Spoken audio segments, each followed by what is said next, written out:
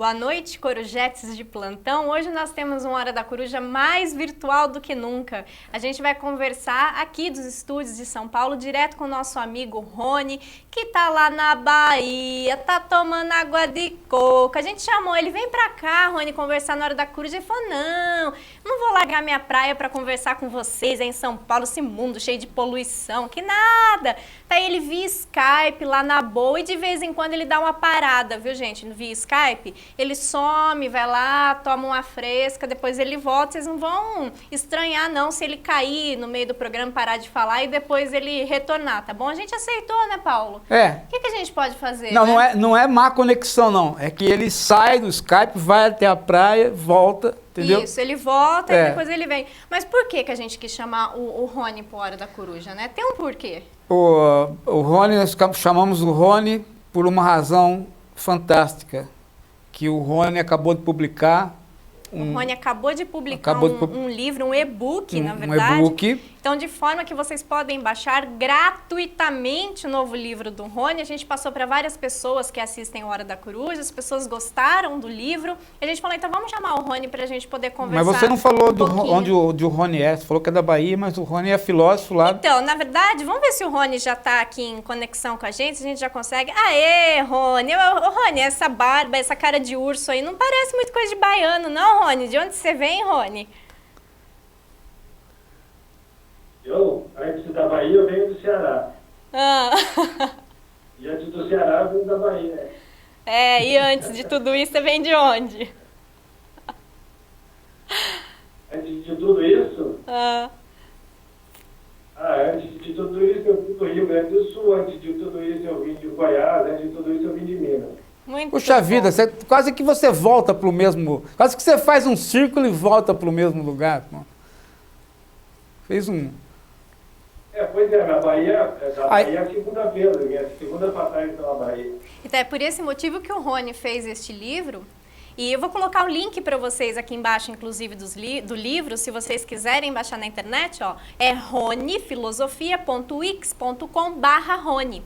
Lá vocês podem baixar o livro dele, que é uma apresentação do Brasil. Sim, ele deu uma de Stefan Zweig, assim, e resolveu falar um pouco sobre esse Brasil, você vê, com propriedade. Por quê? Porque ele rodou o Brasil inteiro.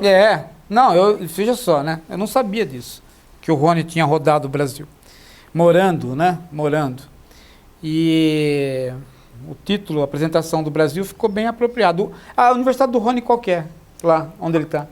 Qual é, Rony? A universidade que você está? Universidade Federal do Sul da Bahia. Universidade Federal do Sul. É uma universidade recém-criada. Foi criada há um ano. Legal, bacana. Rony, eu achei interessante seu livro, porque você faz essa... Quer dizer, parece uma, entre aspas, eu vou chamar de brincadeira, mas entenda de um bom sentido. Essa mesma brincadeira que o Stefan Zweig fez com o livro, mas com o Brasil, mas falando que o Brasil era o país do futuro. E me parece que você coloca o Brasil é o quê? É o país do presente, ele é o país que só existe aqui nesse momento, é isso mesmo? Olha, até não é tão absurdo chamar o Brasil de país do futuro, né? Na verdade, o problema é que o Brasil é o país do futuro sempre. Tem uma característica interessante da cultura brasileira, que é uma espécie de abertura permanente para o que virá. Nós estamos sempre, digamos assim, voltados para aquilo que poderíamos ser e pouco para aquilo que somos. Então, eu acho que a dimensão do presente no Brasil é mínima.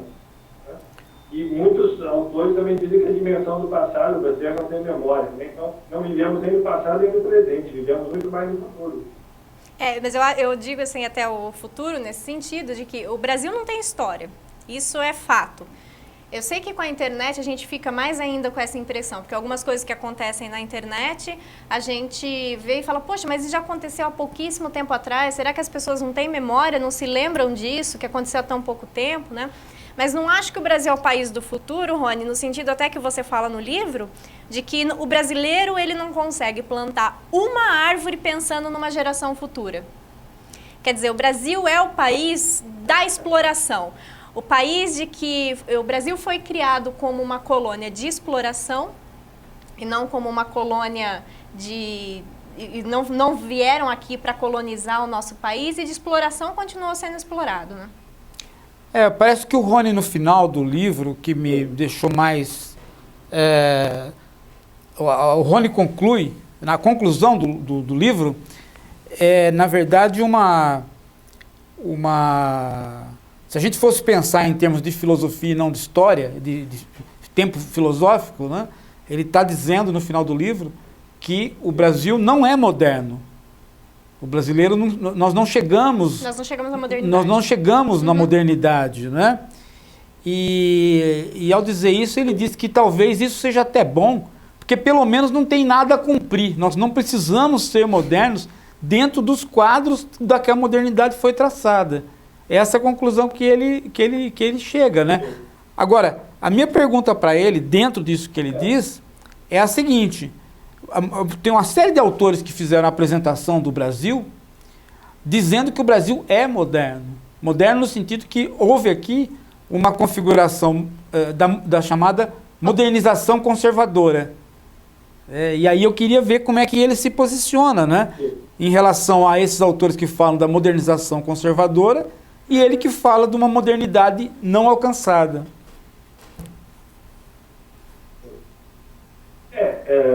Bom, olha só, como você fez referência, como eu morei em vários lugares do Brasil, né, o que você vê, na verdade, assim, é óbvio que nós estamos expostos a valores modernos, obviamente estamos inseridos numa economia mundial e não poderíamos estar distantes disso, né?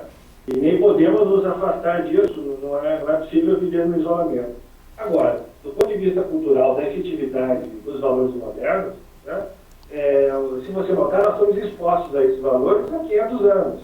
Na pior das hipóteses, estamos expostos a esses valores de maneira independente há 200 anos. Né? Isso é tempo mais do que suficiente para esses valores adentrarem, né, e darem uma forma para o país. Se isso não aconteceu, e olha só, eu não estou defendendo que nós não devemos nos tornar modernos, por isso a preocupação de fazer uma apresentação do Brasil. Não é defesa de tese, né? É uma espécie de consideração, de observação daquilo que me parece que é vigente no país. Nós estamos expostos a esses valores modernos, mas não nos modernizamos. E se há esse tipo de resistência, apesar dos esforços que nós mesmos fazemos para nos tornarmos modernos, e os esforços têm sido feitos, é porque há algum tipo de resistência, digamos assim, imanente no Brasil, contrário a essa modernização. Então, a minha preocupação, por exemplo, é sair desse velho discurso de que nós somos um país fracassado, um país que não deu certo, um país que não consegue se modernizar. A minha preocupação é entender por quê. Me parece que há um processo cultural de resistência a esses valores. Tá? E, claro, olhando para o contexto internacional hoje, sem querer nos transformar em heróis que conscientemente deliberaram e não se tornar modernos, eu acho que nós jamais fizemos isso, né? Mas sim, acho que nós resistimos a essa modernização, olhando para o que eu acho que é a falência do projeto da modernidade hoje no mundo.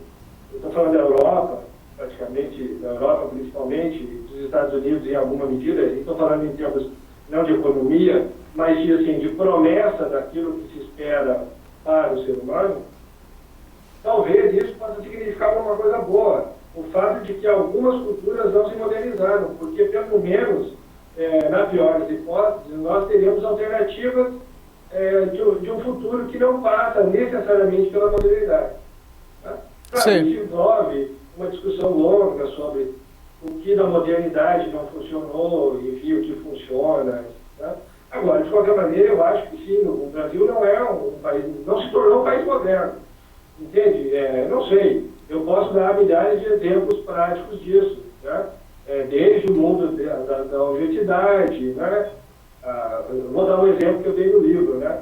Eu fui numa borracharia, coisa de 3 ou 4 anos atrás, em que você não tinha, na borracharia não tinha macaco hidráulico, não tinha chave de rodas e não tinha compressor de ar. Mas estava escrito na porta da borracharia. Você encontra narrativas do Brasil colônia que são semelhantes a isso, né? Essa precariedade dos serviços, né? Enfim.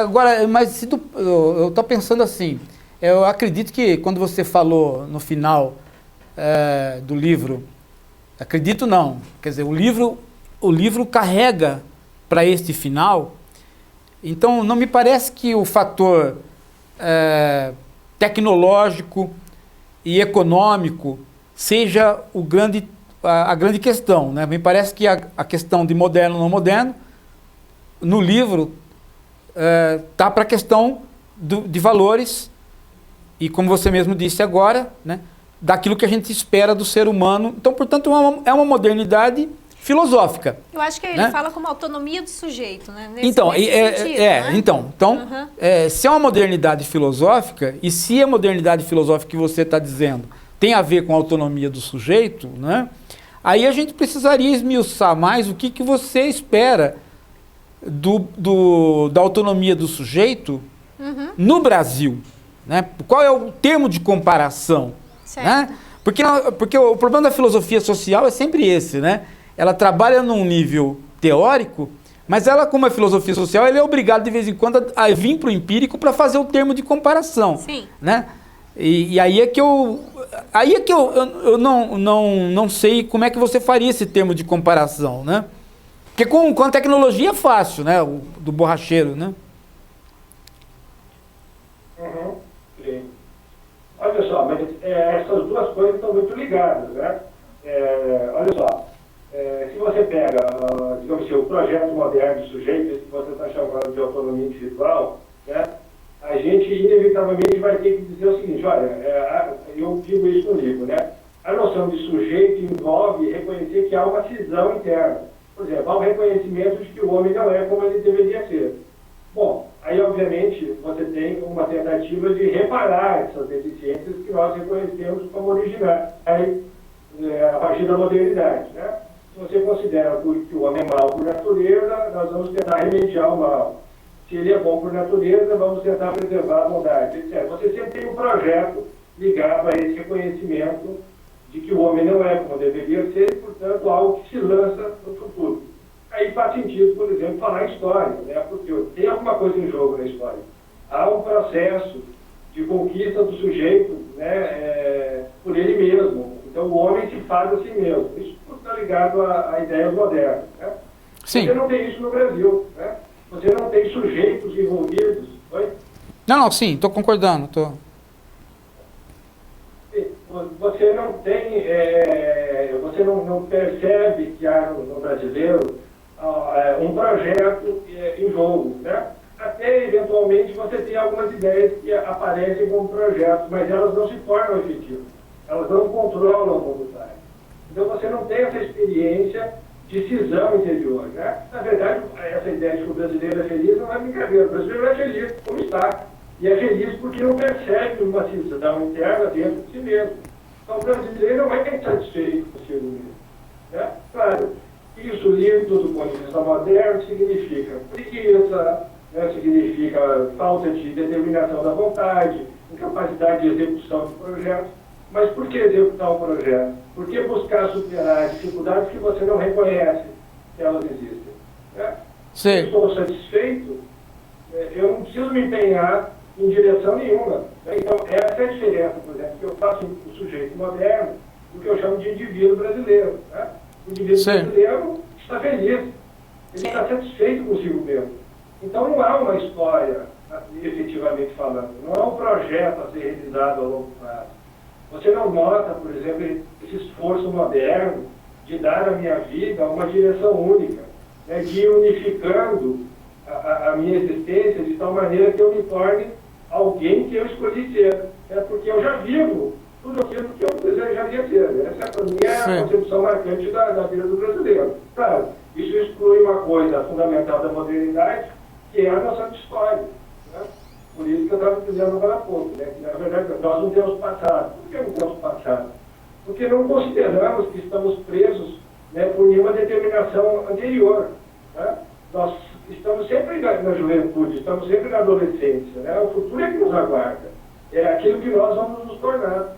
Né? Sim. Mas, eu presos a determinações anteriores. Eu tenho uma visão, assim, ela ela tem uma certa diferença disso, mas aí não é por conta de uma pesquisa empírica, embora também eu tenha feito isso no passado, né? Escrevi muito sobre o Brasil. Mas o que eu vou falar tem a ver com essa pesquisa empírica do passado, mas tem também a ver com a pesquisa pessoal, a vida pessoal, a experiência pessoal, que agora, eu estou quase chegando perto dos 60, eu estou começando a ter uma certa distância, né? De algumas coisas. E uma coisa que eu tenho notado é a seguinte, eu acho que houve um momento no Brasil onde se o brasileiro não participou do projeto moderno, pelo menos, Fran, ele tangenciou o projeto moderno. E eu vou dizer para você que eu acho que aí eu vou talvez puxar um pouco a brasa para a minha sardinha, mas eu acho que a minha geração foi uma geração, a geração anterior à minha, a geração do meu pai, que nasceu nos anos 20 e passou o século, e a minha geração, a gente tinha um projeto de Brasil, e a gente se entendia inserido no mundo. Eu vejo isso pelo seguinte, tudo bem, você pode falar assim, mas não era um projeto de Brasil para os brasileiros, porque era uma elite, embora fosse uma elite de classe média, uma elite não rica, né, uma elite mais de classe média mesmo, de todo mundo na escola pública, né, embora fosse assim um pequeno grupo, porém de classe média, né, a gente tinha um projeto de Brasil.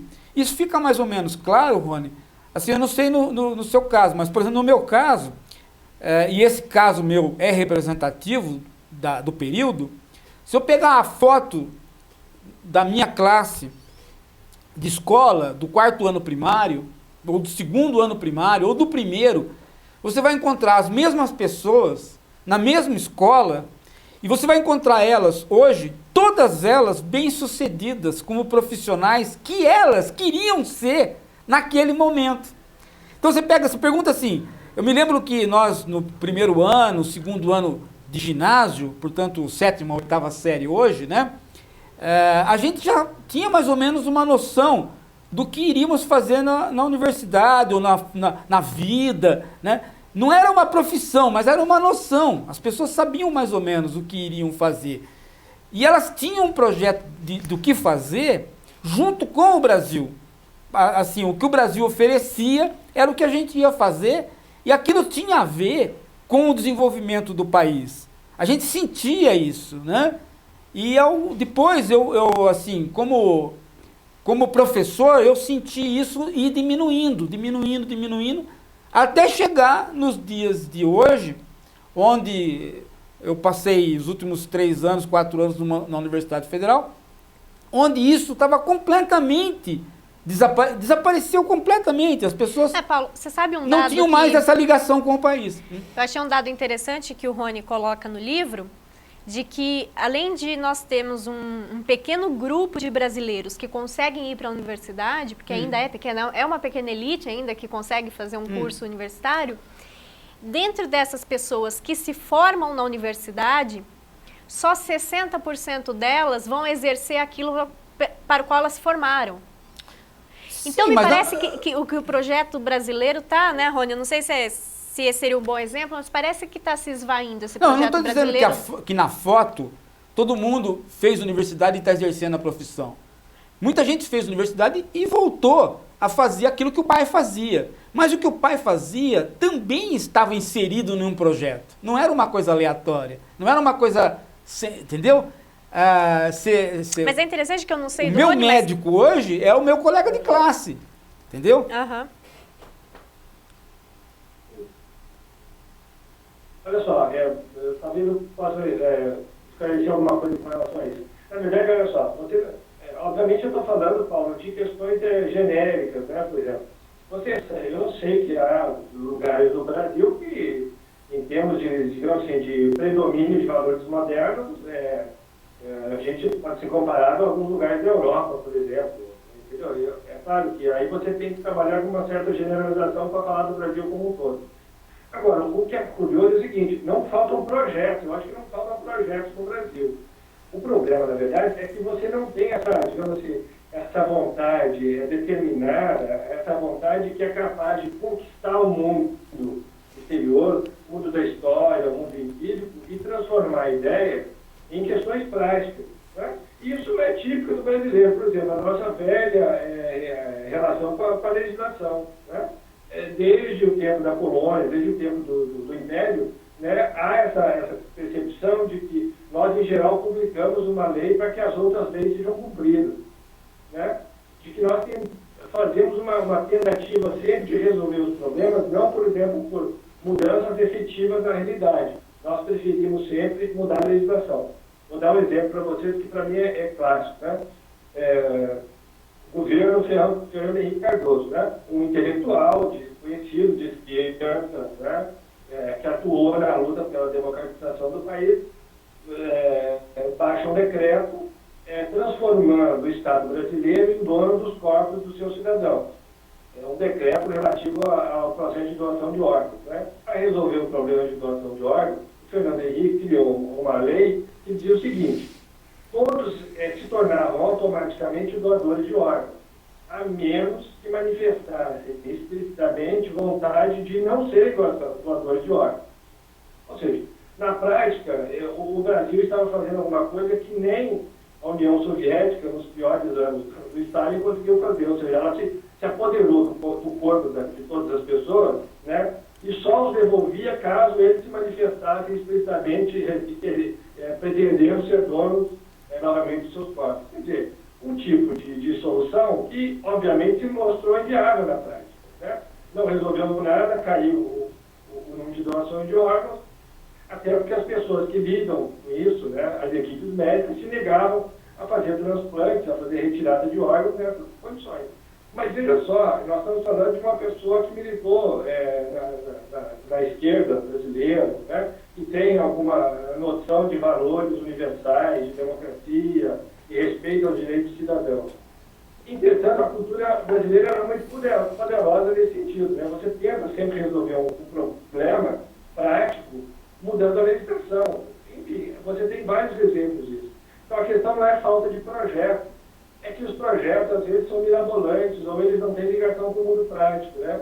Nós não temos habilidade para colocar ideias em prática. Né? Seja um projeto de universidade, seja um projeto de desenvolvimento de uma região. Você nota isso.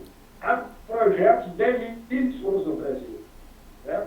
Mas nós temos isso que, na modernidade, a partir do ponto de vista da modernidade, nós chamamos de incapacidade prática. Tá?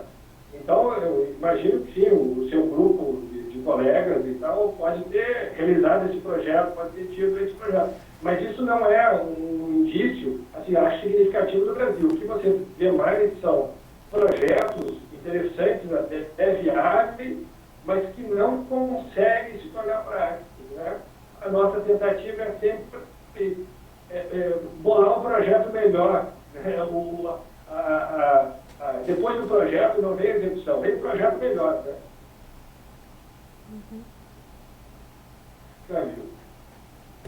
Não, é que eu ia falar que eu lembrei de um vídeo que eu assisti, Rony, do Padilha, o cineasta, o Padilha, onde ele está falando exatamente dessa época, assim, Fernando Henrique Cardoso, e do caso que você, uma coisa que você fala no livro, de que parece que o brasileiro se acostumou com o que está aí. Né? Eu não sei se eu colocar o vídeo, o Rony consegue ouvir, Fábio, ele consegue? Não, ok? Coloca o vídeo, então, para que o Rony consegue ouvir o vídeo. Vamos dar uma olhadinha nesse vídeo.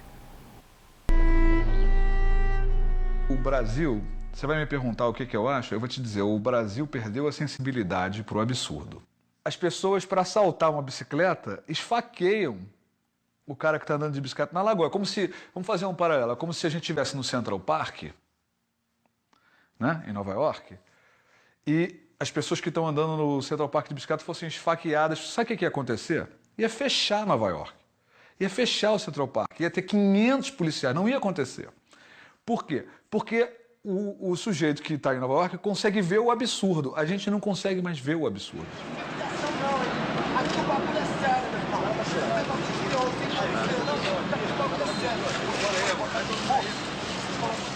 Outro exemplo da barbárie que é ignorada no Brasil. Eu me lembro claramente do Fernando Henrique Cardoso indo para a televisão, na época do 174, dizendo que ele ia fazer uma reforma na segurança pública do Brasil, aceitando o fato de que as cadeias estavam superlotadas. E eu filmei isso no ônibus 174. Uma cela para 2 pessoas, ou uma pessoa tem 20 pessoas, você está torturando essas pessoas. Ponto. Ele reformou o sistema prisional? Ele não reformou, ele aceitou o fato de que o Brasil tortura e conviveu com isso, sendo presidente da República. É absurdo. Mas não é ele só. O Lula, a mesma coisa. O que o Lula fez na segurança pública? O que ele fez? Nada. O Paulo costuma falar, Rony, que a filosofia deve desbanalizar esse banal, né? Quer dizer, acontece um problema como esse do 174 aqui no Brasil, todo mundo fica muito revoltado com a questão da segurança, que a gente está tá se metendo em um monte de problema e tudo mais, porém passou aquela fase ali, acabou, quer dizer, parece que o brasileiro, diferente de outros países, é muito passivo. Isso que ele fala do esfaqueamento em Nova York, se acontece em Nova York, é nesse sentido. Então, parece que o brasileiro está mais acostumado, né, com as coisas. Mas eu acho que aí ele está mais pro meu...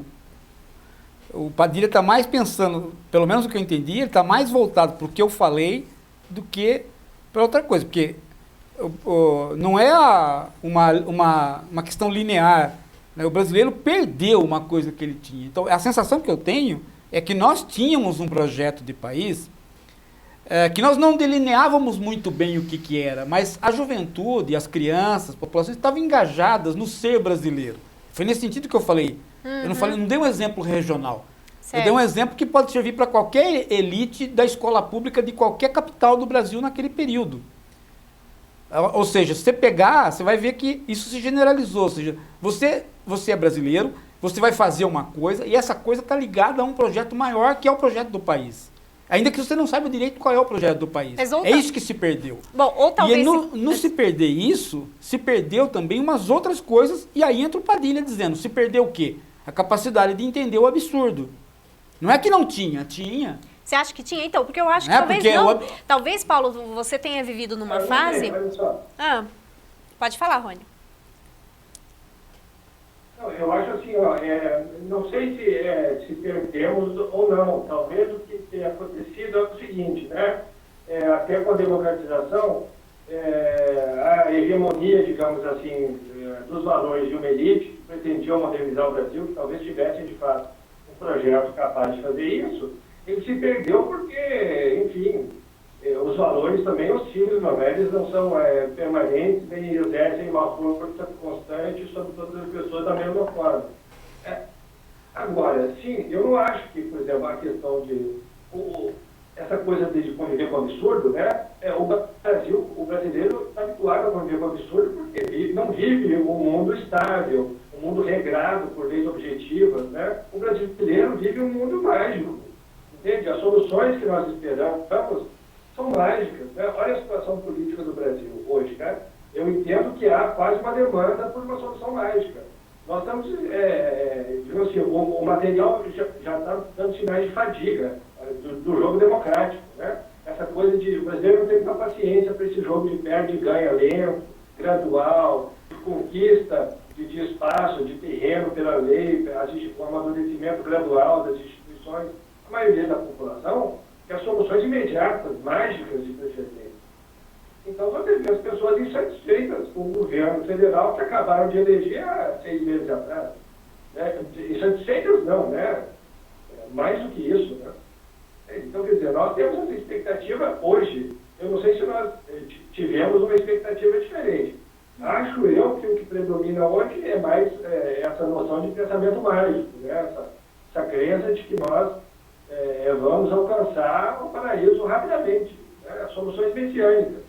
Eu acho que nós nunca fugimos disso. Se você olhar para a história do Brasil, talvez em algum momento, isso que o Paulo está dizendo, faça sentido por algum movimento das elites, de fazer parecer, de ter alguma força política mais explícita que tenha nos passado essa sensação.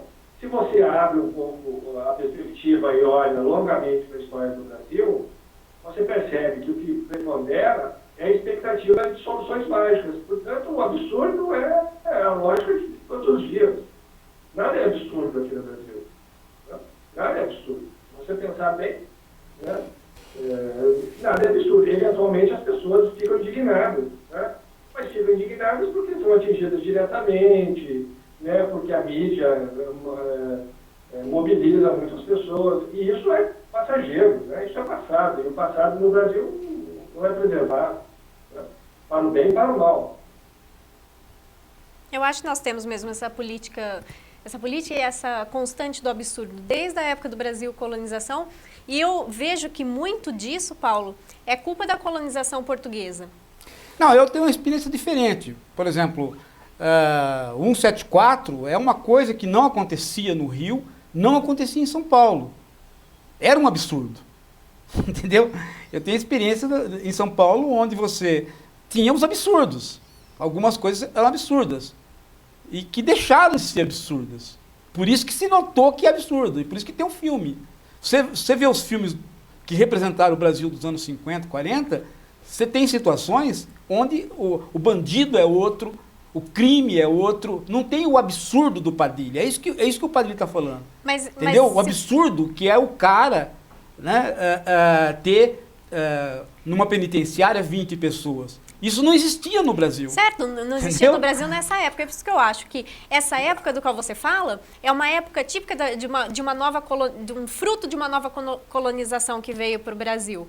Certo? Não, veja de forma só, que a gente pega a história do Brasil, desde o começo da história do Brasil, é isso que parece que impera e parece que agora está começando de novo a imperar isso. A gente tem alguma fase no Brasil de um pouco mais de autonomia do sujeito e de melhora, mas... A minha sensação é um pouco diferente da do Rony, mesmo com perspectiva macro. Mesmo com perspectiva macro, eu noto que há situações de quebra, de rupturas, que não foram situações acomodantes. Por exemplo, posso citar outras coisas que outros viveram, mas o que eu vivi foi uma ruptura em todos os sentidos. Tinha um projeto de Brasil, não eram 90 milhões em ação? Não eram 90 milhões em ação. Né? Não era a Copa de 70 com 90 milhões em ação, era 30 milhões em ação, mas 30 milhões em ação para um Brasil dos anos 60 era muita gente. Então você tinha uma escola pública educando pessoas que não eram ricas. E essas pessoas estavam engajadas num projeto de ser brasileiro. Ainda que ser brasileiro elas não soubessem muito bem o que era. Não é você chegar na escola hoje, que você chega hoje, e você pergunta, quem é seu avô? Não sei. Quem é seu pai? Não sei. De onde você veio? Não sei. Então, mas isso não é a constante do Brasil? Isso me parece que essa é a constante do Brasil. Não, essa não. Se a gente foge um pouco dessa época, eu vejo pela história de São Paulo, pela história da criação de São Paulo, toda a história arquitetônica de São Paulo. Ela segue muito isso. Ela segue muito o acaso. Vamos fazer aqui, deixa ali. Você tem rupturas. Você não tem um plano urbanístico na cidade para se fazer. Vamos pensar no futuro, de que onde vai aumentar e tudo mais. É aí que talvez seja a nossa dúvida, a nossa questão. Eu não estou falando em plano, eu estou falando em projeto. Não estou falando pôr no papel o que o brasileiro vai ser, ou fazer um caminho linear, ou então projetar como o americano projetou a colonização do Oeste. Isso, eu estou pensando nisso. Eu estou falando num projeto mais ou menos vago, que a gente percebe, por exemplo, Nacional Desenvolvimentismo do JK. A gente sentia que tinha um projeto de Brasil nisso daí. Certo. Entendeu? Lógico. Então, quando isso se rompeu nos anos 60 para 70, isso rompeu valores e rompeu práticas. E não foi assim, sabe? E não foi uma coisa que se perdeu porque se perdeu. Não.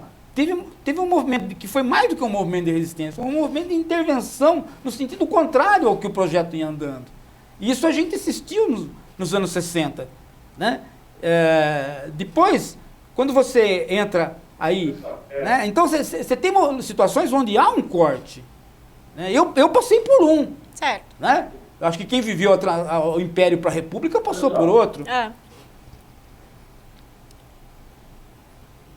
só, talvez posso falar alguma coisa que nos ajude a entender isso que nós estamos tentando discutir. Né? Olha só, eu estou falando de resistência do Brasil à modernização. Né? Mas essa resistência não é o que nós entendemos tradicionalmente por resistência. Ela é um tanto quanto sutil, né? Então, por exemplo, você não vai esperar que os brasileiros, em nenhum momento histórico, que haja uma oposição clara contra as ideias modernizadoras. Tá? Eu me lembro aqui de ouvir um diálogo do Manuel da Nova sobre a conversão dos gentios, e ele reclama o seguinte: olha, a conversão dos indígenas brasileiros é complicada, porque eu dou um anzol para ele e ele se converte ao cristianismo, mas se eu der um outro anzol, ele volta para a sua religião. Né? O Jean Lery, um francês que teve na fundação do Rio de Janeiro, na expedição calvinista, relata a mesma coisa. Ele fez um longo sermão para os indígenas, no final eles reconheceram que ele tinha razão, se ajoelharam, como bons cristãos, rezaram, e quando ele foi se recolher, ele ouviu a festividade indígena, que eles dançavam e juravam aprisionar e devorar os inimigos, como era de praxe. Então, quer dizer, em nenhuma variante, eu estou dando um exemplo dos indígenas, mas nenhuma variante cultural brasileira, ela é marcada por alguma forma de dogmatismo. Então, por exemplo, nós assumimos valores modernos, só não levamos eles tão a sério quanto os próprios homens modernos levaram. Né? Então, quer dizer, eventualmente eu imagino que você possa ter um gráfico cheio de altos abaixo e baixos, em que esses valores modernos, eventualmente, são mutáveis, né, são tangíveis na civilização brasileira, em outros momentos que eles são abandonados praticamente. Né? Então nós temos muito essa lógica de, olha, nós queremos ser modernos, né, mas não nos comportamos de maneira condizente com isso, né, ao tempo todo. Então, por exemplo, não há uma oposição rígida, né, até porque a modernidade é muito sagaz, né, os valores modernos são muito sagazes. Qualquer oposição já significa um processo de modernização. Porque você precisa mobilizar a vontade do país para não se tornar moderno, portanto, se tornar diferente da modernidade. Nós nunca tivemos isso no Brasil. Né?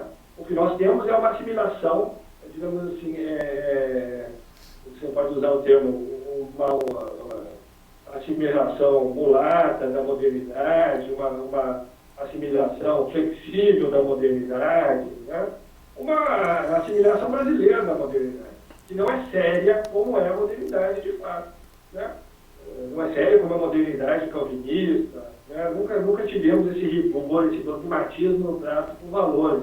Assim como os indígenas se tornavam cristãos de manhã e voltavam a sua crença na tarde. Né? Assim como o português negocia o seu catolicismo, já os santos são muito familiares, muito próximos, né? Assim como os deuses africanos também negociam o tempo todo oferendas em troca de favores, enfim. O mundo religioso da cultura brasileira é um mundo próximo de negociação. Nós somos um país que negocia todas as coisas. Ninguém é dogmático. Né? Não seríamos dogmáticos com relação à modernidade. Ela está presente todo o tempo nesse país, porque nós estamos expostos internacionalmente a isso. Né? Agora, nós não assumimos esses valores com aquele grau de seriedade que seria típico da própria modernidade. E isso eu acho que é uma espécie de resistência latente no Brasil. Né? Nós não cogitamos isso de maneira explícita. Então, nós não devemos nos ver como um país que resiste. Assim, temos um projeto de resistência. Né? Temos projeto. Né?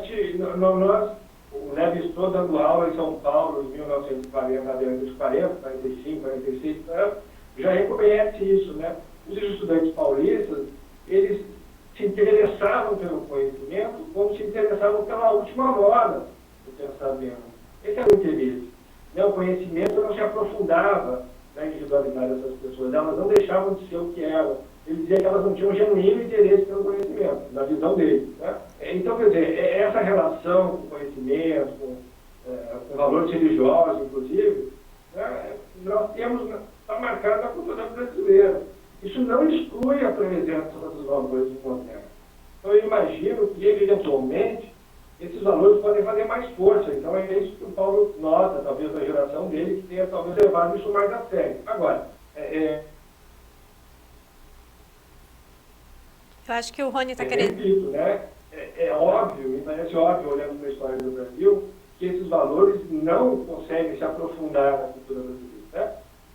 Rony, eu acho que você fala como assim, eu penso num homem kantiano.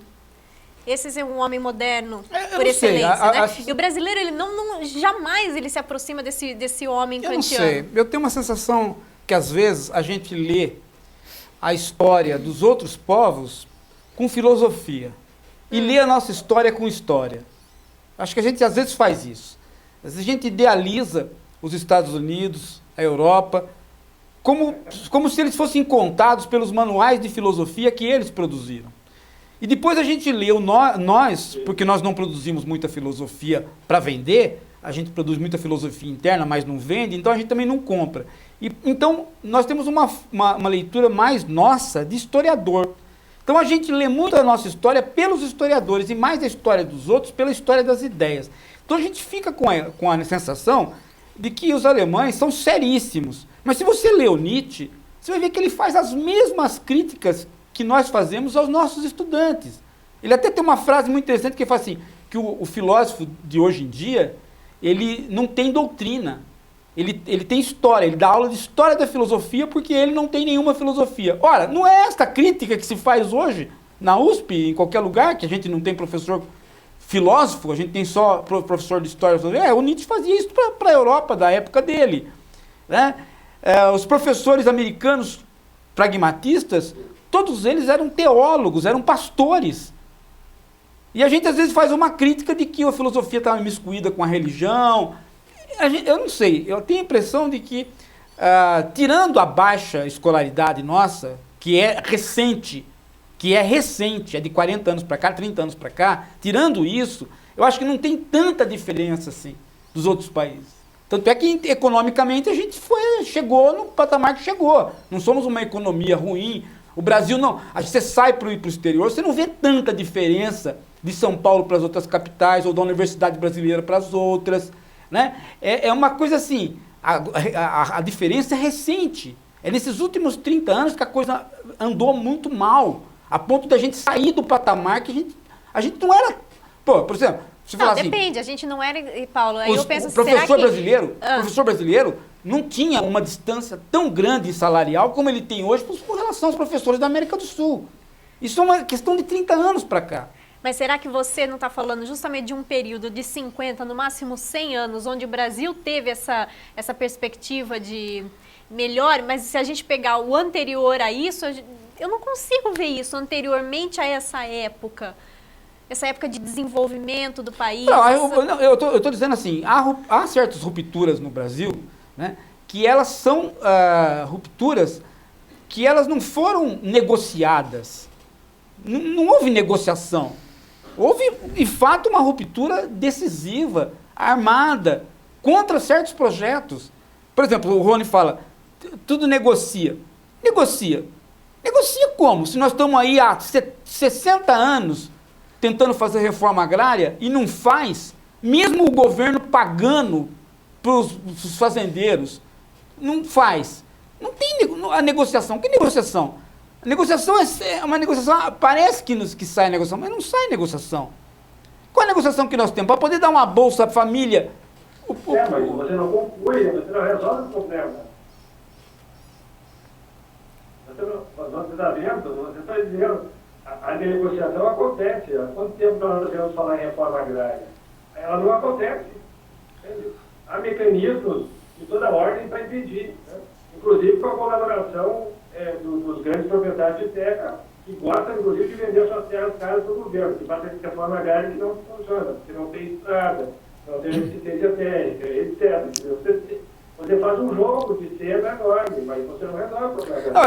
Eu acho que essa revolução... É um problema tão difícil de resolver. Eu acho que as revoluções brasileiras, elas são autênticas revoluções. Elas realmente são situações de corte, de ruptura. Eu acho que tem uma ruptura na República, tem uma ruptura em 30, tem uma ruptura em 37, tem uma ruptura em 64, tem uma ruptura em 85. Eu acho que essa história nossa, ela tem ruptura, e essa ruptura é armada, é militar, é armada, é contra certas pessoas, e as pessoas são mortas. Eu não acho que o Brasil tem uma história linear. Eu acho que e no meu caso particular, eu me lembro muito bem que tinha um projeto e isso num determinado momento não tinha mais. Chegou na escola, não tinha mais a escola, não tinha mais o Grêmio, não tinha mais o professor. Mataram as pessoas. Não foi uma coisa que...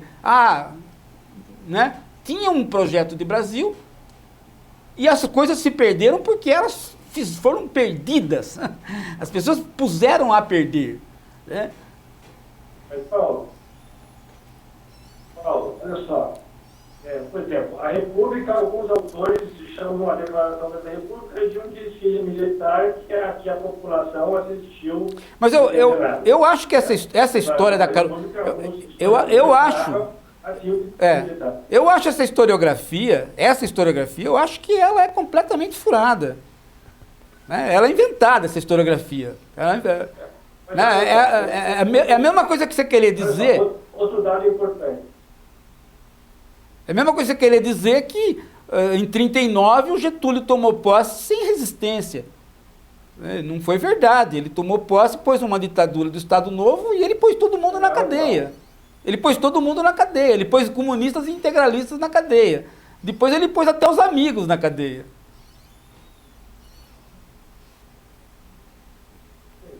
Mas olha só, enfim, a gente pode... essa disputa empírica por detalhes, olha só. No dia 1º de abril de 1974, sabe quantas pessoas morreram no Brasil, pessoal do Val? 2 pessoas. Ué, mas... Né? Pai e filho em Recife. Sim, mas veja só. Não, mas veja só. Mas houve resistência. Não, mas veja só, mas não houve resistência? Ótimo que não houve. Por quê? Porque todo o que foi montado foi para dizer que haveria um golpe comunista no Brasil, né? Aí não teve resistência, porque não tinha o golpe comunista, aí as pessoas começaram a encontrar arma, que está até hoje encontrando arma dessa resistência que não houve. Mas aí essa é outra história, que agora que houve uma ruptura, houve. Pelo amor de Deus, botaram um presidente para fora do país, um presidente eleito constitucionalmente. Então, mas você consegue entender que isso é um período histórico muito específico do país? Isso não corresponde ao Brasil, de forma de a gente pensar o Brasil em 500 anos. Não, se vocês tirarem os 60 anos que eu vivi... Não tirar, não tirar. Tem problema. Não tirar. O Brasil tem 400 anos, eu vivi 60, tiro do Paulo Giraldelli, fica aí. Não, tirar. Vocês estão fazendo, só que a gente não pode considerar só esses 60 anos. Não, então, mas também... De forma que, se você pensar... Quando eu tinha 30, queriam tirar. Agora que eu fiz 60, querem tirar também, todos os anos que eu vivi duas rupturas, uma em 64 então, e uma por em... isso que você tem isso tão forte pra e uma em 68.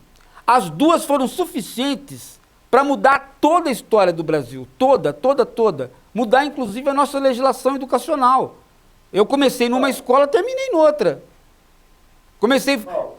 Eu comecei num negócio chamado primário, ginásio e colégio, terminei num negócio chamado 1º e 2º grau. Se isso não foi uma ruptura, transformaram todo o nosso ensino profissionalizante do dia para a noite. Isso nenhum país aconteceu isso, nem na União Soviética. Nem na Revolução de 17, todo o ensino ficou profissionalizando do dia para a noite. Olha só, obviamente você teve rupturas institucionais, né? Isso parece, enfim, uma coisa de bom senso. Você houve golpe militar, houve declaração da República, enfim. Agora, a minha questão é a seguinte, é que mesmo nessas rupturas institucionais, você não conseguiu modernizar o país. Ou seja, então você tem a permanência, né, do mesmo conjunto de valores. Praticamente, você pode falar em oscilações ao longo do tempo, né, naquele sentido que eu me referi agora há pouco, obviamente. Mas você não tem ruptura dos valores culturais do Brasil. Né? Nem por força das armas, nem por força de nenhum tipo de exposição à catequização jesuíta. Então, você não nota nenhuma força sendo capaz de dar uma forma não brasileira ao Brasil. Né? E eu não estou dizendo que isso é ruim, nem que isso é bom. Há rupturas institucionais. Eu acho que os valores da geração, da fotinho que eu tenho lá, do 4º ano, para os valores da fotinho que eu tenho aí da última formatura da universidade, são completamente opostos. São completamente opostos. Você quer dizer nisso? Não, os valores de um Brasil A história da televisão brasileira mostra isso. Você pega os programas da TV Tupi e compara com a programação da Globo. É água pro vinho. Não tem comparação. É um Brasil dirigido para um lado e o outro Brasil dirigido para outro lado. A ruptura é visível no termo de valores culturais. É visível. Meu Deus do céu. Dizer que o humor nosso é o mesmo, não é mais o mesmo. Nosso humor mudou completamente. Meu Deus do céu, até o nosso gosto estético mudou. Nós éramos um país das bundas, somos um país dos seios.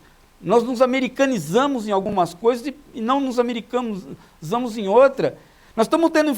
Veja só, o cara faz uma ciclovia aqui, né? Na cidade de São Paulo. Por que nenhum prefeito teve essa ideia antes? No tempo que tinha bicicleta. Porque a cidade de São Paulo é tudo torta, então ninguém teve essa ideia. Agora o cara teve. Mas isso é um absurdo. Mas nego não percebe mais o absurdo. É isso que o Padilha estava falando. Isso é mudança de valores. Isso é uma mudança de valores. Você acha que essa mudança de valores agora, Paulo, se aproximou, de certa forma, de um projeto de modernidade ou não? Não é a questão do moderno ou não moderno. A questão é que o moderno é um projeto filosófico grande. Né? A nossa modernização conservadora, ela comporta algumas coisas que implica num não projeto. Num não projeto. Não projeto. Né? Você pega a juventude hoje... Então, o que me parece é que o espírito brasileiro é um espírito do não projeto. Mas veja só, Fran. Veja só. Tô jogando basquete com a molecada lá, quando eu era garoto. A gente tava conversando do quê? Do que se ia fazer no futuro. Um falava que ia ser isso, outro falava que ia ser aquilo. Né? Hoje, a molecada joga basquete lá quieto. Ninguém fala nada. Nada. Nem ri, eles riem. Entendeu? Eles jogam quieto. Eles estão preocupados com o jogo. Eles jogam basquete do jeito que eles jogam videogame. Quietos. Mudou o espírito do brasileiro. Mudou. Hoje, por exemplo, dependendo da piada que você faz, você toma 17 mil reais nas costas, porra. Olha, eu tomei 17 mil reais nas costas por causa de uma piada. Eu acho, se não mudou o espírito do brasileiro, então me devolve meu dinheiro. Eu acho que esse projeto brasileiro, essa ideia do brasileiro otimista, né? A gente tem só essa ideia que o brasileiro é otimista, o brasileiro é o povo mais feliz do mundo, segundo pesquisa, é o povo mais acomodado e tudo mais, mas será que esse espírito brasileiro, é isso que eu quero dizer, ele não é o mesmo espírito que vem permeando esse Brasil ao longo desses 500 anos e não é um espírito diferente do espírito de um homem moderno, do que a gente espera de um projeto de homem moderno? Olha, veja só. Hoje esses... Eu só acho uma coisa interessante, agora só um ponto, Paulo, antes de contar. Eu queria saber por que tendo essa vista desse projeto desse homem, né, que não é otimista, por que aqui no Brasil impera uma filosofia desotimista, digamos assim, pessimista? Por que opera no Brasil uma filosofia pessimista? Por que pegou isso no Brasil? Porque nós estamos vivendo uma onda conservadora de uma resistência muito maior do que nós imaginávamos que ia ter. Se você pegar as estatísticas, o Rony vai entrar aí e já fala rapidinho, deixa eu citar só isso. Se você pegar as estatísticas do final dos anos 90 para agora, você vai ver que todos os programas do tipo da Atena desapareceram, eles caíram. Afanásio Jazade parou. Houve uma queda brusca, Fran, de programas sanguinários. A população não queria mais assistir isso. De repente, 10 anos depois, isso voltou com uma força incrível, né? Por quê? Por que voltou? Porque houve o quê? Houve uma deliberação de grupos para que isso voltasse. Houve uma inserção, houve um nascimento de dinheiro posto no Brasil, dinheiro para fazer igreja. Entrou uma nova religião. Isso é uma ruptura pesada no Brasil. Mas é um processo que vem vindo e que não se fixou, mas em um determinado momento se fixou. É interessante que o Rony fala que o cristianismo é uma filosofia que casa bem, né, Rony, com esse espírito brasileiro, não é isso? O nosso cristianismo de hoje não é católico. Não, ele fala justamente do cristianismo católico. Não, o nosso cristianismo de hoje... Agora não, ele é altamente intolerante. Uhum. Pode falar, Rony. Não, eu acho assim, o Paulo está puxando a discussão para um lado que não é a minha questão, por exemplo. É óbvio que digamos assim, o que nós estamos chamando de espírito brasileiro não se alterou. Porque se tivesse alterado com relação aos valores modernos, nós seríamos um país moderno hoje. Nós somos independentes há 200 anos. Então, é óbvio que você tem o mesmo tipo de princípio latente impedindo a hegemonia plena dos valores modernos. Hegemonia plena. Porque eles estão aí, em alguns lugares do Brasil, muito mais fortes e potentes do que em outros. Né? Obviamente, mais para o sul, em função da colonização europeia, entendeu? Você tem um predomínio maior. Inclusive, a influência da religião, você tem um predomínio maior que são os modernos. Isso é indiscutível. Agora, o país é muito desigual, né, na maneira como absorve esses valores. Então, repito, você pode ter algum grau de oscilação ao longo do tempo. Agora, que nós não mudamos, digamos assim, eu vou usar uma palavra forte, né, que eu evito no livro ao máximo, a natureza de ser brasileiro, ela não se alterou profundamente. E se ele tivesse alterado, com o grau de exposição cotidiana que nós temos ao mundo moderno, ao mundo ocidental hegemônico, nós já seríamos um país desenvolvido. Então, se nós não somos, é porque há uma força latente impedindo. Agora, então, mas aí, Rony... outras oscilações de mortalidade ao longo do tempo. Então, aí nós deveríamos... Aí nós deveríamos tentar ver, porque agora você cruzou as duas coisas, né? O moderno com o desenvolvido. Né? A gente precisaria tentar distinguir essas duas coisas, porque o moderno tem muito mais a ver com filosofia e o desenvolvido tem muito mais a ver com questões sociais, né? Então a gente precisaria ver onde é que está a fusão desse discurso, porque talvez a gente esteja conversando de coisas diferentes. Eu não trato isso em separado. Eu não trato isso de maneira separada no livro. Claro, há questões de natureza filosófica e questões de natureza econômica, né? Agora, o conjunto dos valores culturais, eles vão exprimir esse conjunto de valores hegemônicos, seja na indústria, seja no lazer, seja na religião, etc. Então, mas é isso que eu estava tentando entender. Quer dizer, no livro, a palavra moderno, às vezes, a gente fica com ela e a gente começa a não saber mais do que você está falando com a palavra moderno, porque ela começa a se esgarçar em alguns lugares, entendeu? E no teu discurso agora voltou a se esgarçar. Então, talvez a gente tenha que delimitar um pouco para que a gente possa estar conversando da mesma coisa. Não, mas olha só, essa palavra é usada não no sentido de esgarçar, significa, mas no sentido de que, obviamente, é um conjunto de valores hegemônicos. Sim, mas... Não só molda o homem do ponto de vista psicológico, como também molda do ponto de vista econômico. Sim, mas, sua relação com o trabalho. Sim, mas a gente não chega... É que esses valores têm implicações das diversas dimensões da vida. Sim, mas a gente nunca chega neles. Chegamos? Chegamos. No começo do livro chega um pouco. Você dá alguma noção sobre o sujeito. Depois ele vai se esgarçando e a gente não sabe mais a que você está atribuindo o moderno. Está entendendo? Depois lá no fim você fala, o projeto não aconteceu. No começo do livro... No começo do livro você começa com a noção do sujeito. Mas depois a palavra moderno vai adquirindo várias outras acepções. Não sei se a Fran teve a mesma impressão. Uhum.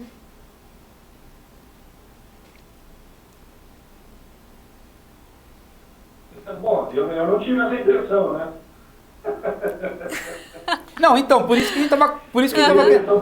Então, por exemplo... Eu uso como padrão de comparação. Pode falar, Rony. Eu uso a modernidade como parâmetro comparativo. né? Eu não escrevi um livro sobre a modernidade. Agora, em função da exposição, né, do Brasil a valores modernos, obviamente tem que tratar disso de alguma maneira. Entendeu? Obviamente, à medida que o livro avança e eu vou caracterizando a vida do brasileiro em cada instância diferente, por exemplo, um capítulo sobre educação, eu tenho que fazer algum tipo de referência àqueles valores que me serviram como parâmetro comparativo. São os valores modernos que moldaram o que eu entendo por uma educação moderna, né?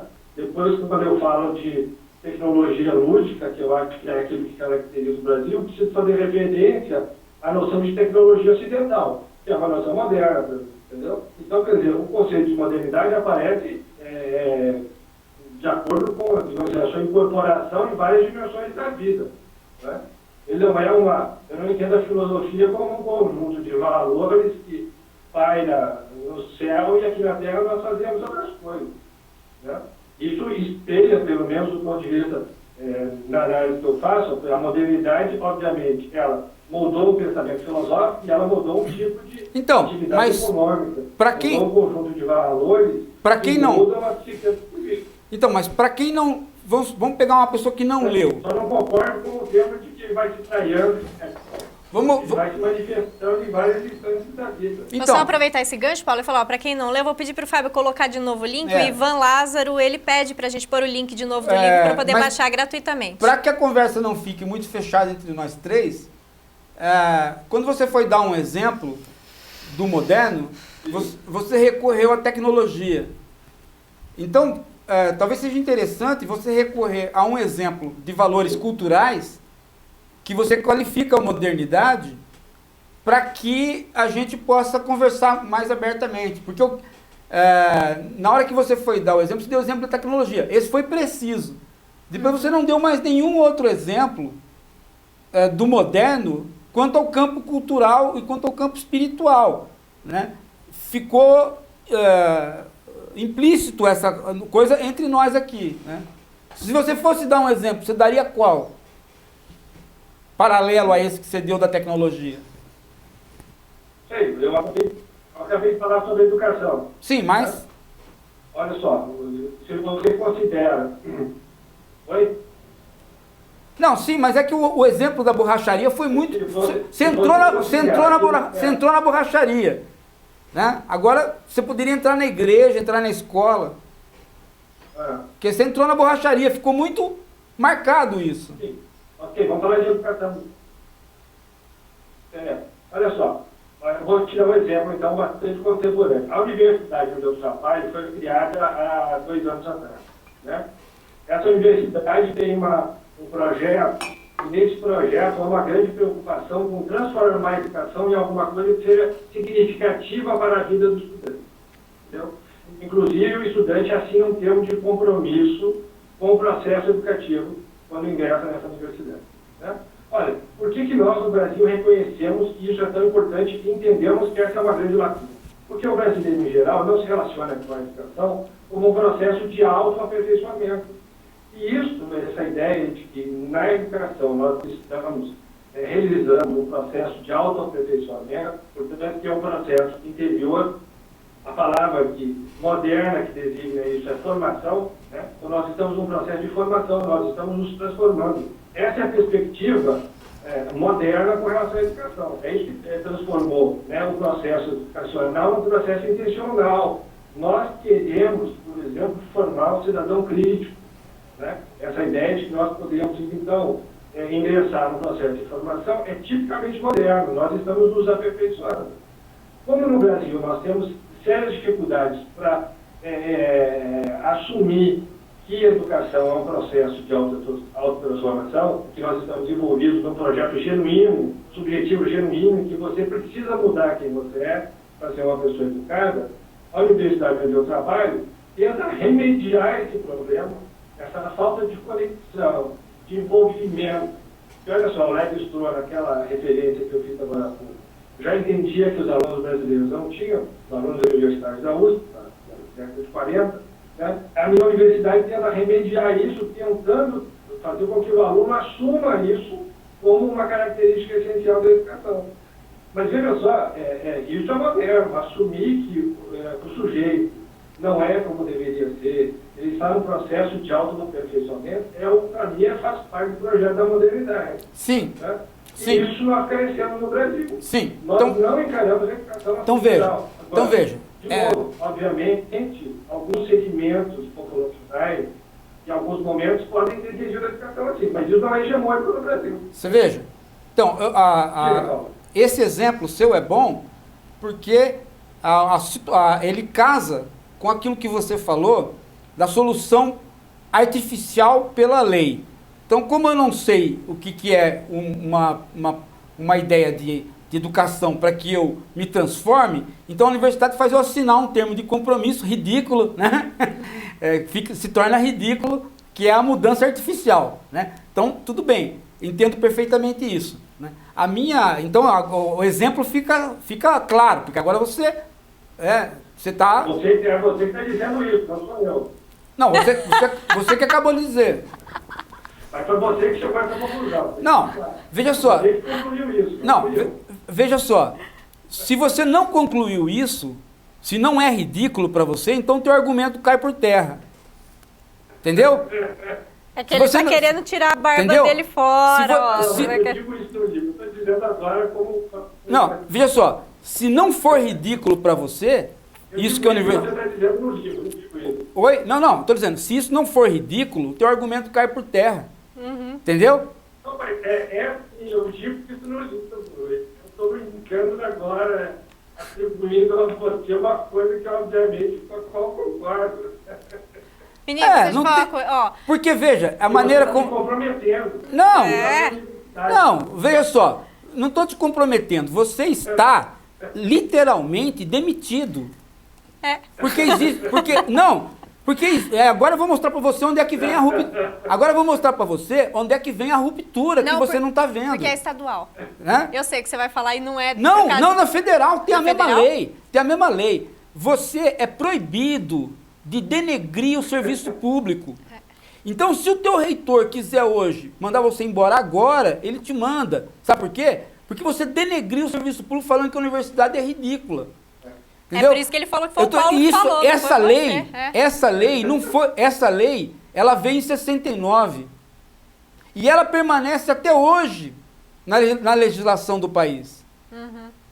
Para o funcionário público. Meninos, desculpa, eu vou ter que cortar esse... Você não deveria alertar o reitor sobre isso. Ele sabe. O Paulo é fogo. Ele sabe. É assim, Rony, ele quer comprometer todo mundo. Ele sabe disso. Meninos, desculpa, gente, eu vou ter que cortar o papo, tá ótimo. Eu sei que a gente tem mais para conversar. Você não deveria advertir o meu chefe sobre essa possibilidade. Não, eu te salvei, porque eu te salvei. Pondo a público, eu te salvei. Que agora se ele demitir... Se ele demitir agora, ele tá roubado. Rony, obrigada, viu, pela sua participação aqui na Hora da Coruja. Venha mais vezes participar. Sua internet foi ótima, deu pra gente conversar uma hora toda aí, você participou o tempo inteiro, tá bom? Então, fica o link aqui embaixo, vocês já viram ao longo do programa. Quem quiser baixar o livro, conversar mais com a gente, conversar com o Rony sobre isso, fica à vontade. Diga, Rony. Ali no meu site tem como fazer contato comigo, algum leitor interessado em tirar alguma dúvida, pode entrar em contato, enfim, tem e-mail ali disponível, tem o site, ok? Legal. Eu agradeço a oportunidade. Imagina, a gente que agradece, Rony. Porque o Rony é filósofo aqui como a gente, é um filósofo participativo, responde para todo mundo. Embora eu acho que o desfecho que advertiu pelo reitor dessa possibilidade não foi o melhor desfecho possível para essa discussão. A gente vai saber disso semana que vem, se a gente anunciar aqui que você foi demitido ou não, né? Nós vamos descobrir isso mais tarde. Gente, já estourei muito tempo, tá bom? Beijo para todo mundo. Até semana que vem tem mais Hora da Coruja. Tchau.